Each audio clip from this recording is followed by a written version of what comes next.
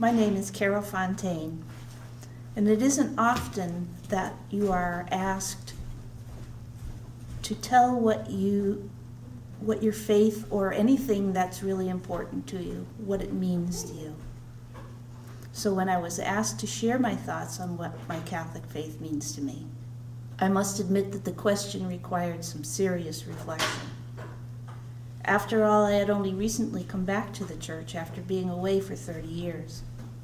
There were many excuses I used for my absence, not the least of which was the sex abuse scandal that came to light. Living in the Boston area, we were in the thick of it, and the shock of the lack of compassion by cardinal law was heartbreaking.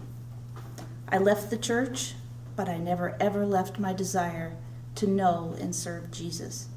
I believed that I could grow spiritually on my own, doing my own study and reflection. I wasn't completely wrong in my thinking. My faith did grow and mature to a point.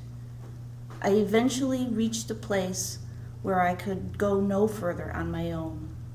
I needed a faith community, and so I began the search to find a church where I could become an active participant. The search took me 3 very long years. I visited many different churches of different faith communities.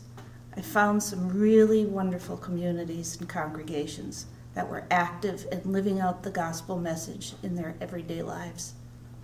But something was always missing for me. I'd grown up with the ancient traditions and rituals. I attended Mass regularly, and the reverence that was there in the Mass and the mystery of the Eucharist. That, as it turned out, was the one thing I could not leave behind. The Eucharist was celebrated every day in my Catholic faith. I couldn't find another church. I couldn't find it on my own, and I had to go home to my Catholic faith. So when you ask me what my Catholic faith means to me, I can tell you honestly and humbly, it means everything to me. It's my guide to how I want to walk in the world. It gives me strength, it gives me community, and it gives me hope for the future.